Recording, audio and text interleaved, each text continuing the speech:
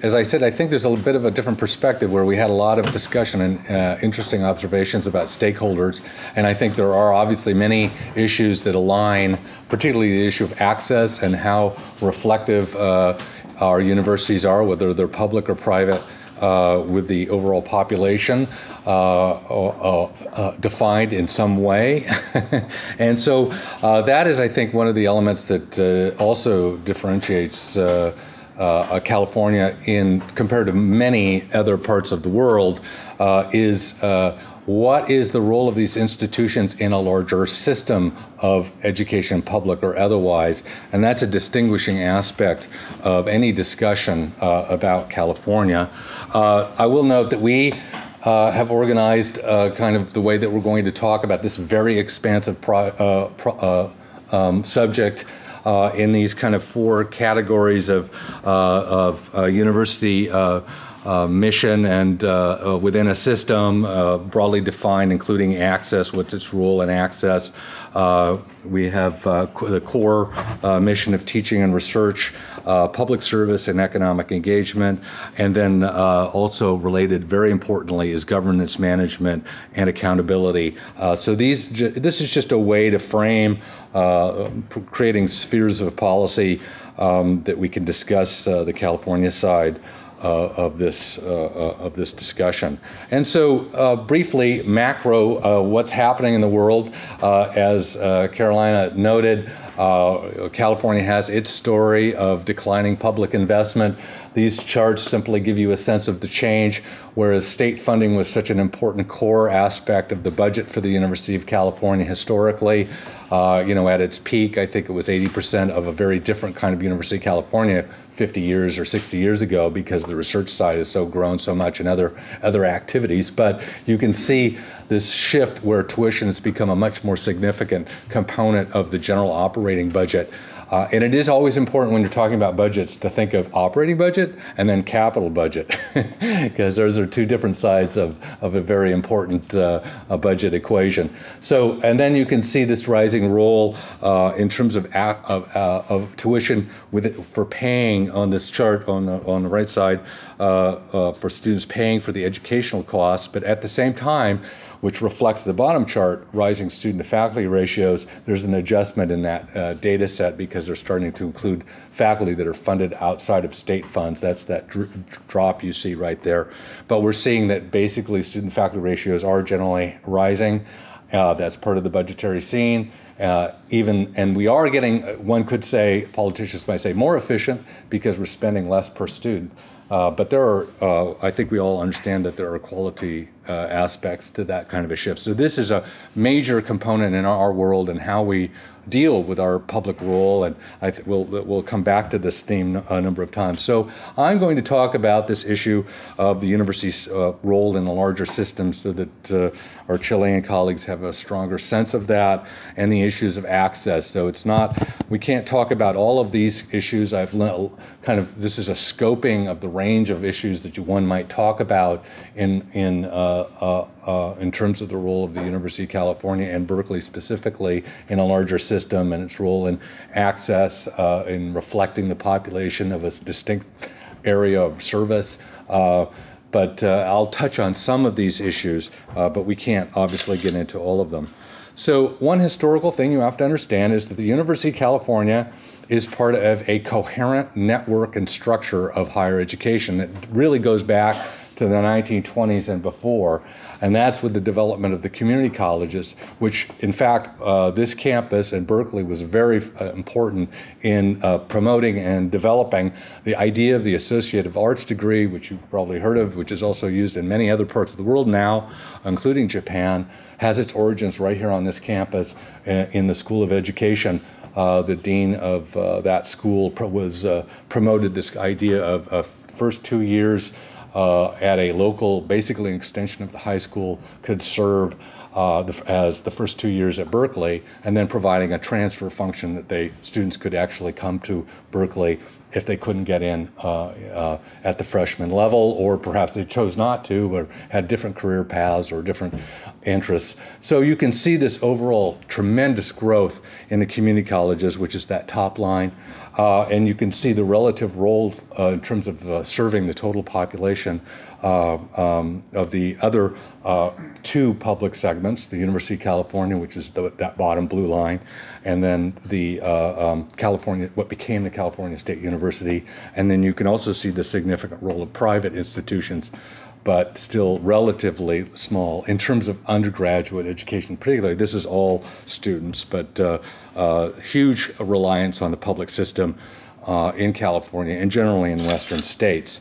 So here's another way of looking at it in the contemporary world, that there's this large array of different institutions. There is a growth in the for-private sector as well.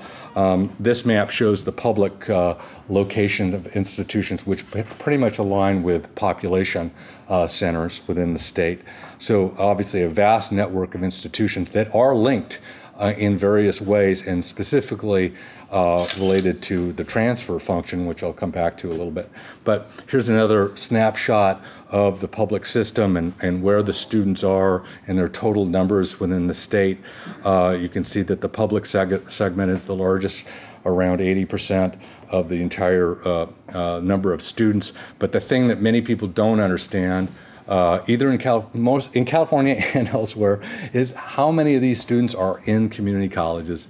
As Saul Geiser has done work on, it's a tremendously high percentage, much higher than any other state. It's a kind of a questionable balance, but we were not going to discuss that at this moment. This is just to simply show this kind of dividing line of different institutions and where the students are. This I won't get into too much, but gives you an outline of the transfer function. So at Berkeley, for example, and throughout the UC system, around 26% of all the students at the undergraduate level walking around campus here are transfer students. That's a very robust number comparative to any other state, and certainly this model doesn't really exist in any significant way throughout the rest of the world. This is a high level of coordination between institutions. They are not islands into themselves, which is usually the norm in most national systems of higher education. This structural approach basically provides, in fact, geographic balance, greater access to either the California State University system or UC. Students can have, in other words, multiple paths in order to get into a BA degree and potentially into a higher degree. This is a very dynamic system. It does have many problems.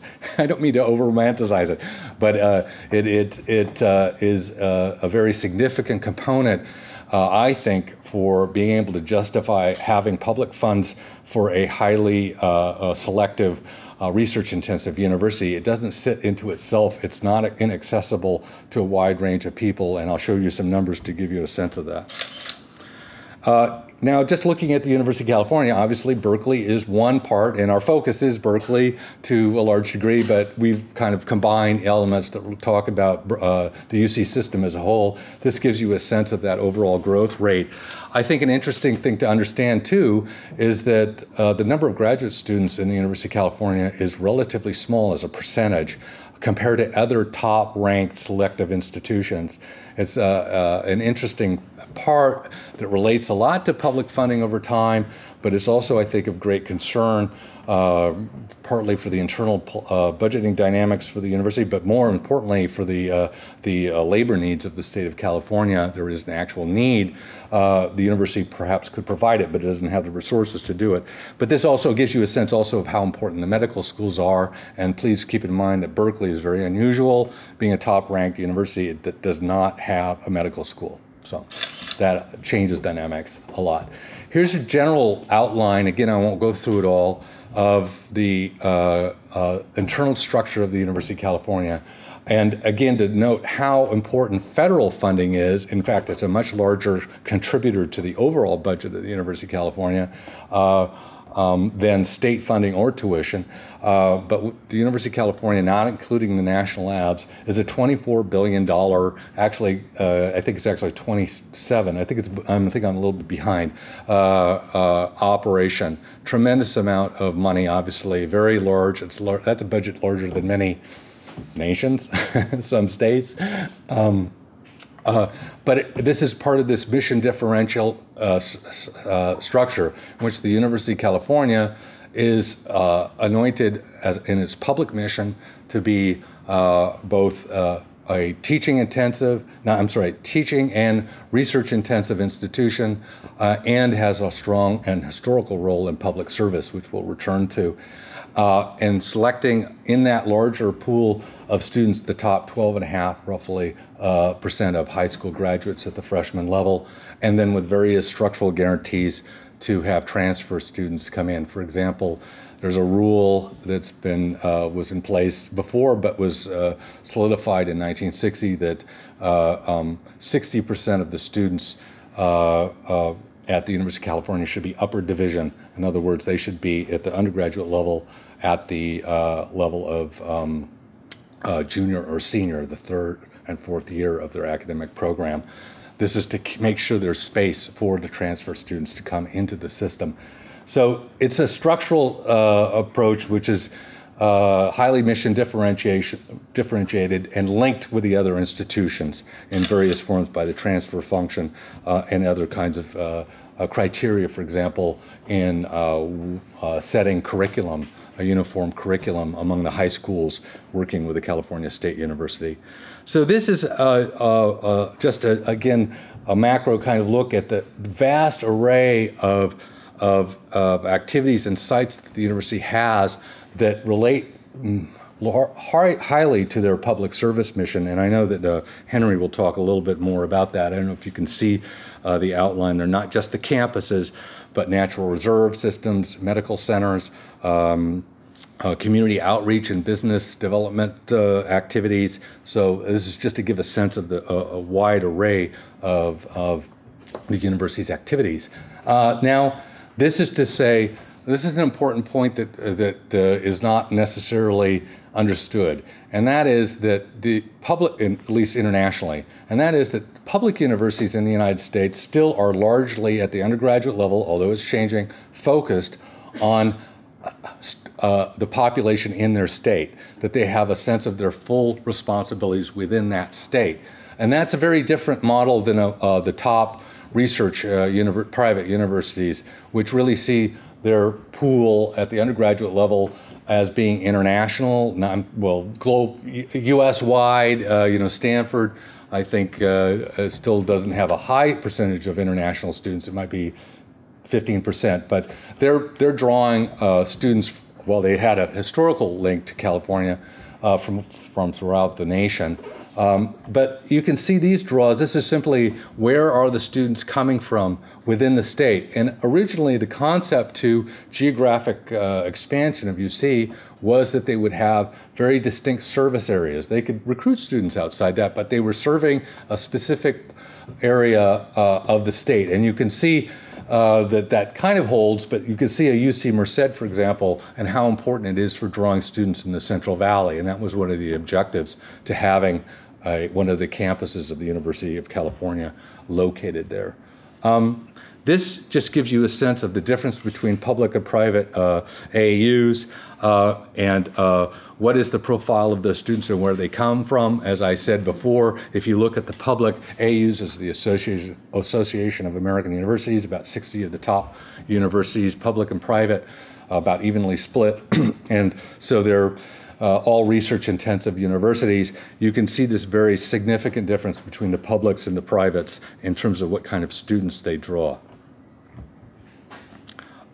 Here's an example, too, that relates to, I think, the issues that Carolina was bringing up, and that is, well, how reflective is our institutions as one of their public roles of the overall general population? And there are various ways you can slice that: race, ethnicity, income.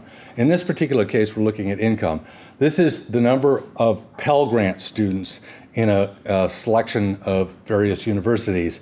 And don't bother with the numbers going across the institutions. That's not relevant. What is relevant is the percentage of students that are Pell Grant, which is our low-income federal policy program for low-income students. It's a grant program. The percentage and then the overall number of students is the size of the bubble. And to say it simply, the University of California, reflecting the state's population to a large degree, but also, I think, very overt, direct policies to be more inclusive, has a very high percentage of low-income students relative to the other sample group. So Berkeley alone has more low-income students, or roughly the same as all the Ivy Leagues combined, as you can see this bubble here. There's other samples of big public universities, and you can see what a high percentage. Now that does reflect to some degree, again, the demographics of the state, that they're drawing these students from a very diverse state of California, and that can be different than, say, Michigan. Michigan has a different kind of draw and also different policies. This is total cost of attendance. Again, I think I'll just kind of quickly say that the notable aspect to this is, of course, that the privates charge much more than the publics, although the publics are going up and up for in-state students generally. And you can see that line on the left showing in-state resident fees, and the overall AAU, this is AAU data, shows growth in the overall cost. And then you can see housing is an extremely important part of that overall cost for students, because most students are not living at home at these institutions. They have a residential experience of some sort. And what I would say is that it's an evolving model for public universities and how to develop financial aid structures that in fact have some reflection on what is happening in the privates. Then my last couple slides, I do want to show, again, we're only providing slices of the pie to give you a sense of the public role of institutions, again, getting back to the concept of how important are our public universities for socioeconomic mobility. Well, there are different models going on. You know, I think one important thing to note, for example, in looking at a Stanford versus a Berkeley in terms of our case studies, is that Stanford is obviously an excellent institution, highly selective, but also a lot smaller. It's not the same scale as many of these public universities, which have a much greater array of programs that reflect their historical development, often related to their public purpose. To provide programs that are often, let's say, cost centers. They cost money, but don't bring in lots of research dollars or other kinds of things. That's one way of looking at it, but the scale is quite different. But the financial structure, therefore, as you can see, the percentage of Pell Grants difference between the publics and the privates. But the other part is there is this, I think there's some difficulties with this social mobility index ranking that is provided. I'm forgetting who does this, but you can see that Berkeley is highly ranked, and this is looking at a variety of factors, which I do think is a little bit questionable as to how they model this, is how they related to tuition, what their ultimate salary is 5 years out. I believe it's a 5-year out study on their overall salaries. So, but you can see that at least in this particular way of looking at it, Berkeley is highly ranked in terms of socioeconomic mobility. This is only to say that, to give you a sense of the changing profile. Well, why is the profile changing? Well, there are demographic changes in California, and Berkeley and the UC system are struggling to make sure that more students from underrepresented minority groups, particularly Chicano Latinos, which are highly underrepresented in the state at the undergraduate level.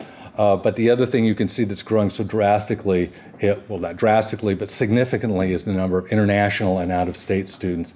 And I don't think, it doesn't have the, yes, it does. That's why is that the case? Well, and you can see relative stability in in the international side, I think it's safe to say all of our top major research universities have always been very global or larger in their understanding of their service area at the graduate level. It's a global market for talent. The undergraduate level has different dynamics between the two different institutions. But why is this growth in the international students? I think we all know this. It relates to trying to generate more income. So here's my just final things to say in this section. Continued underfunding of Berkeley UC. We've had a recent budget deal, but I think the best way to put it is it's like treading water, and there isn't a really significant shift or change in our overall funding. Even in the midst of a much improved economy. And I think this is a tremendous amount of concern within the university about its overall quality. Again, shifting demographics, as I said, more international students is really about the money at this point, and there are now some limits on that in the latest political deal on the budget, so that's adds some difficulties for internal finances. But I think this does relate to this big question for us. One thing I failed to mention at the beginning, one of the strengths of the California system and UC is that it has been able to grow the state's population. And that's a constant population growth in California. So now the question is, well, in this issue of access, can the university really have the finances to continue to grow? And that's a very big question. Then finally, also, I think this anemic overall size of the graduate education and relative to the labor market needs, which are changing, which I think Henry will talk a little bit about, is also a factor, but there's no money that's going to be hard to ever change that particular trend. So with that, I think I'll keep going, and we'll go now to Carol. Okay, I'll try to be very brief so we have time for discussion. So John asked me to talk about the core mission of teaching and research that constitutes undergraduate education, graduate education, research, and international engagement. Very briefly, undergraduate education in United States colleges and universities has a quite different model from European and British undergraduate education. Students spend about half of their units and time studying one subject in depth, their major. The rest of their program is dedicated to acquiring breadth of knowledge across many disciplinary areas. The next two bullets are how Berkeley is now defining that breadth. 4 competencies: literate, in other words, written and oral literacy; numerate, able to work fluently with quantitative data; creative and investigative, with 4 dispositions: open-minded, worldly, engaged, and disciplined. Learning outside the classroom is really important in the American model of higher education, as is, and this is an increasing tension in the United States, as I'm sure other places in the world, professional preparation. And of course, education for citizenship, which is a very important part of the public mission of the university. Berkeley has 130 academic departments, 34 interdisciplinary graduate groups, 14 colleges and schools. The most popular majors are electrical engineering and computer science, 1,274 students; economics, 937; political science, 853; business administration, 700; and psychology, 642. That's going to be important in a moment. This is just a list of the colleges and schools. We don't have to dwell on that. So what I'm going to do is just identify where I see the challenges in each area of the university's core mission. First of all, in terms of undergraduate education, is capacity. John has already mentioned the mandate by which, or the element of the master plan that stipulates that the University of California takes the top 12.5% of California high school graduates. The University of California is already not doing that and doesn't really have a provision to accommodate population growth. And so that calls into question the public compact for the University of California. Cost is another issue, which John also touched upon. the cost both for the student and his or her family, but also the cost of education with declining public funding for the institution for maintaining its level of excellence and maintaining its operations. Selectivity is an increasingly important issue. There was the largest number of applications for Berkeley in its history this past year, so many as to motivate the governor's kind of notorious remark, normal students can't go to Berkeley anymore. Whether the governor was right or wrong, that suggests, again, a place where the kind of public compact is eroding, a perception that selectivity works against access. Then there's the tension that I already mentioned between an idea of a liberal education versus an education for career preparation. Another challenge is the distribution of students among majors. Obviously, you hire faculty for the length of their career, but student interests change fairly quickly, and students don't necessarily distribute themselves among majors in the same proportions as faculty are distributed among departments. And then the articulation of the University of California with other elements, segments of the public higher education system is an increasing challenge. And something John already mentioned, the increasing proportion of out-of-state and international students, again, seen as a kind of erosion of the public compact between the state and the University of California. In graduate education, Berkeley offers both professional masters and doctorates. Professional masters are about a third, or doctoral students are about a third of the entering graduate students. Professional masters about 2/3, but the actual graduate student population is split almost 50-50, 54% doctoral students, 46% masters and professional students. Challenges here are completion rates, particularly in many letters and science fields of the doctorate, are fairly low. The time to degree is a huge problem. University of California, Irvine made the revolutionary announcement this week that they're going to create a 5-year PhD in English. The kind of norm is about 10 years. This is, to some people's way of thinking, outrageously wrong and long, including mine. The adaptability of degree programs, graduate degree programs, to market needs. Overproduction of PhDs in certain fields where there isn't much of a market for them, and the diversity of our graduate student population is much less than the diversity of our undergraduate population. In regard to research, there has been a wonderful partnership in the United States, much emulated in other countries, between federal support, state university, public university support, and business and industry.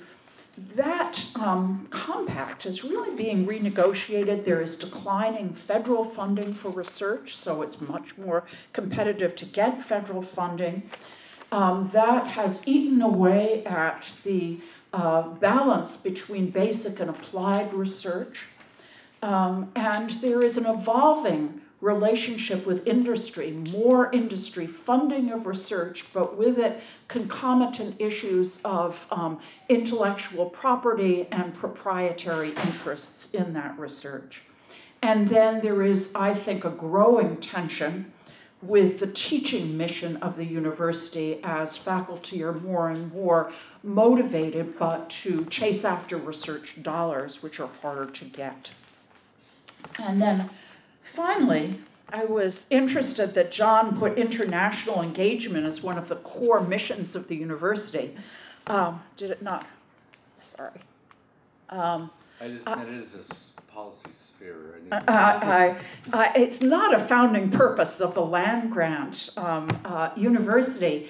And I think there is some interesting public tension about how global the mission should be of a state-supported, not federally supported, but state-supported university. Of course, there's a long and rich history of global engagement in undergraduate education, graduate education, and research at the University of California. But a question about what the place is of a global strategy in a state-supported institution, something that the chancellor of the Berkeley campus is meeting head-on with his establishment of the Berkeley Global Campus at Richmond Bay. Go this way. That way. Sorry. There. I'm going to go over here. Do I just do that? Yes. Good. So I want to talk about public service and economic engagement. John has put together some great slides. They're going to sort of go by fast because I don't want to actually focus on the slides except as sort of illustrations and to give you some sense of the tremendous degree and breadth of public service and economic engagement that the University of California has. The truth is it's actually hard to get slides that really do this adequately. So I'm going to have the slides, but I'm going to really talk more about it. First of all, let me just say something about the heritage of the university. You've already heard some of this. We are a land-grant university.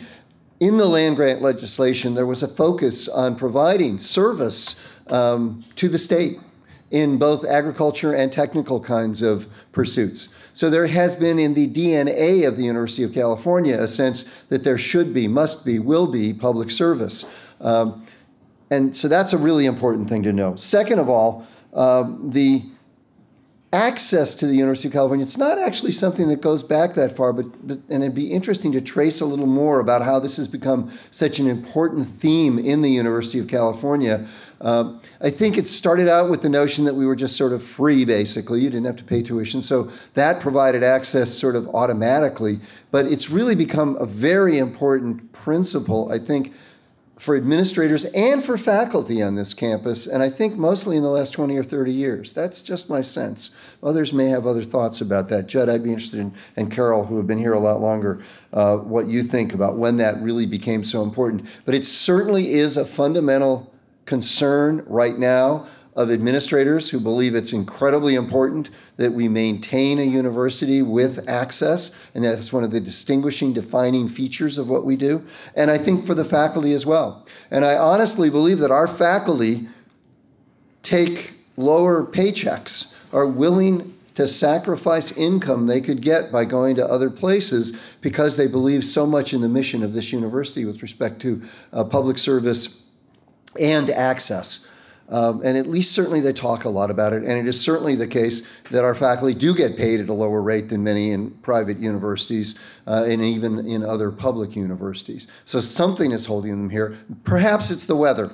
And so maybe that's part of what's going on. But I think it really is more than that. I think it's this commitment to public service and to access. And indeed, if you look at the way faculty are reviewed at this university, research is incredibly important. Increasingly, teaching is important. Service has always been, and even more so, important now. And people are asked what kind of service they've provided. And indeed, we've added a fourth requirement. It's not quite as formal as the first three, research, teaching, and service, but we now ask people to write about their contributions to diversity and to help for marginal populations and for socioeconomic equality and things like that. So that in the cases that I write up as a dean of a public policy school for my faculty, I talk about how their research has an impact in these areas.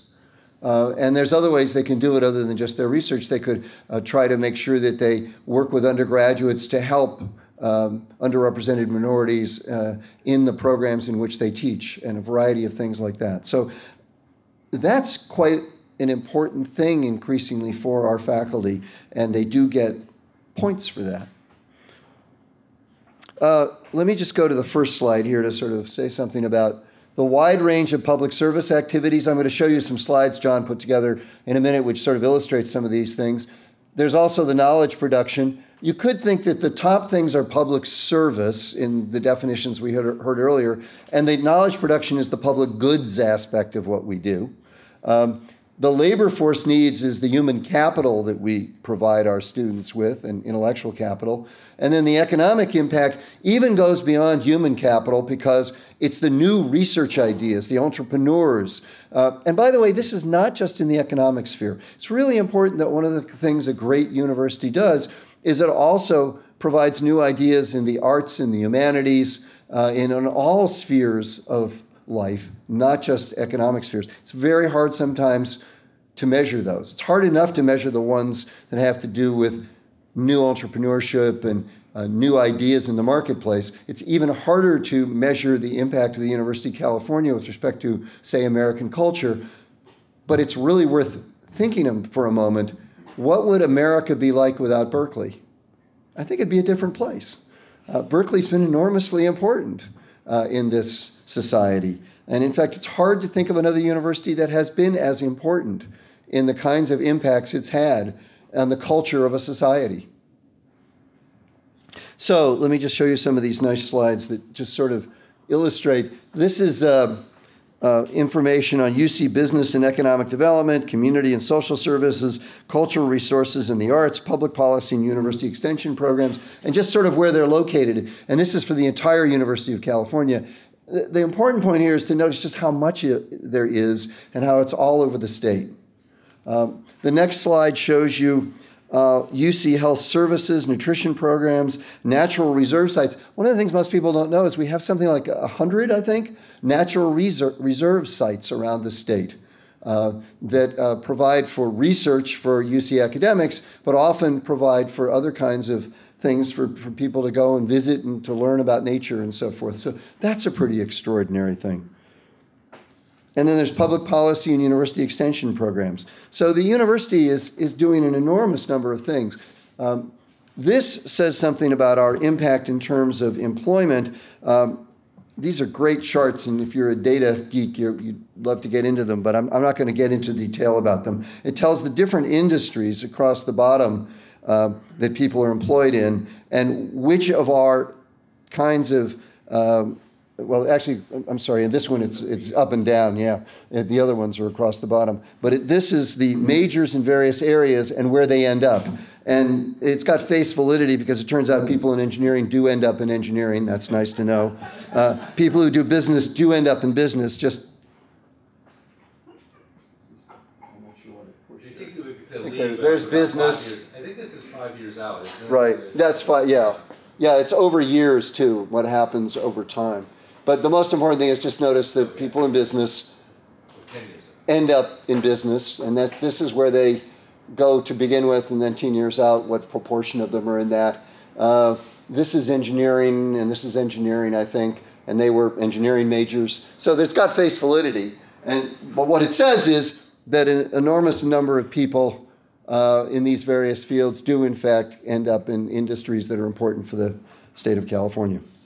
What I want to do is, instead of going through more slides like this, is just say some things about some issues I think we should be thinking about. First, and this is not quite public service, although maybe broadly speaking it is, as we change to a model with more emphasis upon student tuition, will we be more interested and attuned to the needs of students? And I think the answer is yes. The university is, if that were the only thing happening, I think we would become more and more interested in the needs of students. Unfortunately, lots of things are happening all at once. But I think there's no question but the fact that we now depend a lot more on tuition than we do state funding means that discussions occur where people say we've got to make sure that we have a program that will make students happy so that we don't have protests and that we also don't let them down and create all sorts of havoc for ourselves in terms of their dissatisfaction with the product that we're producing. Furthermore, there's the longer term notion that we've got to make sure our students are happy because eventually we want them to be donors to the university, which is something in the past we didn't have to worry so much about. So will we be more attuned to the needs of students? I think we will be, and I think that's a good thing. Public service, if you define it as providing access to students, will we continue to do that? I'm worried about this. On the one hand, we know it's important in the legislature because the legislature cares about this and we make a big deal about it when we go to Sacramento. On the other hand, as there's declining state support, there's less and less reason to focus so much upon it. And furthermore, we have this increasing fraction of out-of-state and international students who typically pay a lot more money and pay full freight and help support the other students that we have. So that means that we have less focus on access and more focus on students who will help support everybody else. So the question is at the moment, this works. It provides us money so that we can provide access to students from the state of California. But at what point will the state share get so small that we have to raise so much money that we increase the fraction of out-of-state and international students that access goes by the wayside? And I think we're getting closer and closer to the point at which we really, really have to worry about that, and that's going to be a difficulty. And then the bottom line question is, when it comes right down to it, will this university decide in favor of access or excellence? And I think the answer for Berkeley is it'll probably decide in terms of excellence. And I'm not sure that's the wrong choice, but it's a terrible choice to have to make given how good we are at access and what that means for those students who get a chance to go here. It means that students who are excellent in terms of everything they've done in their lives get a chance to go to a great university. And that's certainly one of the reasons I'm a dean here and why I care so much about this university. So for that to go by the wayside will be a tremendous loss. But we're getting closer and closer to having to make that terrible Hobson's choice. Maybe it's a Sophie's choice, I'm not sure. Will our public service be reduced by a decreasing share of funding from the state? I'm worried about this. It seems to me that, as Carol said, increasingly faculty will be trying to raise research funds and will be focusing on that. It used to be that a lot of what they did actually was internally funded. In fact, this was a nice social welfare state for a lot of people doing research. University of California was quite rich for many, many years. It's not so rich anymore, and therefore high-quality faculty, if they want to remain at the top of their fields, have to go out and get research dollars, and that means they're not providing public service. And I think it's one of the great things we do here at the University of California. I run a public policy school, so it's especially important to me that my faculty be out there and actually trying to change the world. That's part of our mission. Our mission is not just to have great research at the public policy school. It's also to actually change the world and to be doing public service. I actually think that's what the whole university should be doing, but it's sometimes hard. Will we be more focused on the concerns of business? I think the only possible answer is you betcha. I don't think we have any choice, but it's distressing sometimes. I know more billionaires than I ever thought I would know now. I guess that's good. I actually wish they'd give more money to the University of California, but the fact is you do, as a dean now, increasingly have the responsibility to raise money, and that means you have to interact a lot with very rich people. And very rich people are very interesting people, and they're extraordinary people in a lot of ways, but they have a set of interests that may be different than the people who are the bottom quintile in the American population. And so it's conceivable that the university will increasingly have to be concerned about their interests and their needs and less about people at the bottom of the income distribution. So that's sometimes distressing. And along with this, will we become a less a center of change and criticism of society? Will it be harder to do that? Well, the genes at Berkeley for being critics are very, very strong. And it is certainly true that there's a long tradition of wanting Berkeley to be the place that's at the forefront in terms of all sorts of change. And I think that still persists. And I think even with the donors we talk to on an everyday basis, we try to emphasize that we want to be the place that's at the forefront and not just persisting in doing the same old things. But nevertheless, as we rely more and more upon federal research dollars, as we rely more and more upon donors, And as we actually have to more and more react to students and provide them with a good experience, it may become the case that we'll be less attuned to be critics of society. And I'm not so sure that'll be a good thing, because I think one of the great things the University of California and universities in general do is they provide a place in the Habermasian kind of way where people can come and critique society. And so I think it's important to preserve that, but I think it becomes increasingly difficult with all the pressures that we have upon us. So those are some of the issues I see in terms of public service. Also, I should just say in terms of economic development, one of the things we need to do is just make the case for that, because one of the most distressing things is that I do not think that most people in California have a clue about the fact that if you take away Berkeley, not just Stanford, and it's not just Stanford that created Silicon Valley, if you take away Berkeley, Silicon Valley is much diminished. There are more engineers from Berkeley in Silicon Valley than from Stanford. Now that's partly because we're just a lot bigger program, we produce a lot more engineers, but that's the truth. So Berkeley has been very important in the development of Silicon Valley. Of course, Stanford's been extraordinarily important, but we've been extraordinarily important. And there are a lot of entrepreneurs who graduated from Berkeley. Again, because we've got such a bigger scale than Stanford, it's competitive in terms of numbers with Stanford. So we've got to make that case that, in fact, we already are actually an engine of economic development in this state, and that's one of the reasons to provide us with funding, in addition to the fact that we just educate students. Thanks. Thank you, Henry. In an effort to enable Martin to speak and to enable there to be some discussion, I'm going to go relatively fast in what I have to say here. John asked me to speak on issues of governance and accountability as they pertain to the public. So You gotta go through those. going just keep through going. many slides so as to Just get skip. to it. I have arrived.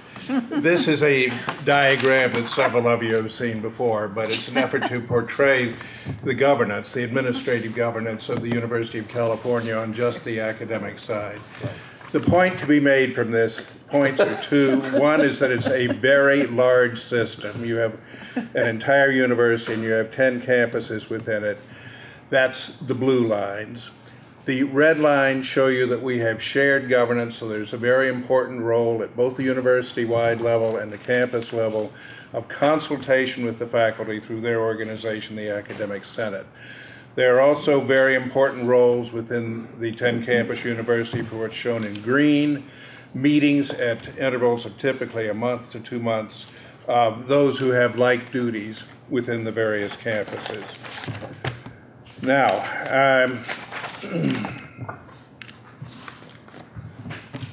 the Board of Regents is, of course, a representative of the public. That's a very important difference between private and public universities in the United States. The board for a public university represents the people, the public, does not represent the university. Much more in a private university, the Board of Trustees is the university and represents the university. So the Board of Regents are our primary mechanism for keeping public influence and governance on the University of California.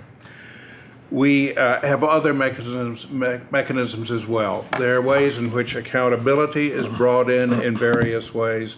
If in no other way, it is through the public access to information that makes the public universities the most fertile hunting ground for reporters of the newspapers, and so there are lots of stories. There are open meeting laws. Regents meetings are an exciting event to a visitor. It's the greatest sport you can bring them to, and what they most enjoy, of course, is the public comment period, when people get up for 3 minutes at a time and in loud voice tell the university just exactly what it should do. Finally, there is open access to all of our methodology and ways of working. A prime example of that is the Academic Personnel Manual, a huge volume with all the criteria and processes for faculty evaluation and advancement, and that is online. There are forces of change, many of which have been mentioned. The largest is less public funding, and therefore great diversification of the university's revenue sources. So we now have 5 sources where the other four, aside from the state, are of the same order of magnitude as the state funding. And I think the state funding now ranks 4 among the 5 sources of revenue. We are encountering the capabilities of information technology, and many people have a recipe for sustaining universities that is heavy usage of information technology in ways that gain efficiency. Our governor, of course, has made many statements on that. The forces of globalization have been mentioned. The nature of the media, I think, deserves mention, because that is changing. It's not a matter of the morning newspaper or Huntley and Brinkley on television anymore. It is a matter of blogs, and it is a matter of news sources that are selective to what the reader wants to hear. You go to your own news source that reflects your point of view. That is influencing views of universities. And the income disparity has been mentioned. Some of the things that I believe need to be done, one is to put the decision processes where the knowledge and the needs are. That is called by some subsidiarity, and it got into the last presidential election wearing that name and got twisted around a bit. But the idea is that decisions should be made at the lowest level where there is sufficient awareness and totality of information for the decision to be made. That then leads to decentralization, and in the case of governance of public universities like this one, I think it speaks greatly towards the Board of Regents delegating some responsibilities to sub-boards which they create, which are closer to the action. Most logically, those would be at the level of individual campuses. The regents would not go away, they would still have ultimate responsibility, but they've got to put some of the governance process down lower. We also need to find better ways to incentivize desired outcomes. Many of these have been mentioned. Public benefit research is the one I came up with, but we've got to take greater looks at our budgeting processes to find out what it is that we are incentivizing through the budgeting. Accountability is a big issue in the United States these days, particularly for public institutions. The University of California has gone at this through partnerships and compacts with the governor. There are places in the U.S. where accountability measures have a direct link to funding of universities. That's true in South Carolina. And what many universities have done, including this one, is to initiate their own accountability reports to have all of this information out there for the public. John mentioned to me that he took much of the information which has been in these informational slides from the accountability report of the University of California. My caution on accountability is that once you get to a relatively few and highly specific measures, you greatly distort the system, because the university will then teach to the test. It will make sure it does what is required and twist itself in other ways. Accountability has got to remain general and, at least to a degree, qualitative in nature. And one final slide here. I think it's very important to look at the ways of having the public mission and accountability without continual heavy buffeting by political winds. And there are 3 ways that happens around here. One is that California is blessed with a constitution which gives the University of California constitutional autonomy, as also happens for the public universities in Michigan and for the University of Minnesota. That means the legislature cannot pass laws that directly affect or directly determine what the University of California does. It can pass a budget, and that can have an effect, but it cannot say that the university must do this, that, or the other thing. That is a very essential buffering mechanism which gives the regents much more autonomy and removes them to a degree from the political process, particularly since the regents have 12-year terms. I mentioned tiered governance as another way of doing this. For the University of California, I've functioned at both the university-wide level and the campus level. The university-wide administration does a lot to deal with the state government and to shelter the campuses from political winds. not always understood on the campuses, but it's very much part of the system. So the tiering of the governance and the structure is important for sheltering the campuses from political winds. And finally, academic freedom is a concept that has been valuable over the years and which also helps shelter the university from political winds. With that, I think there's one more slide, and it is John's. Yeah, well, I think we'll just leave that up.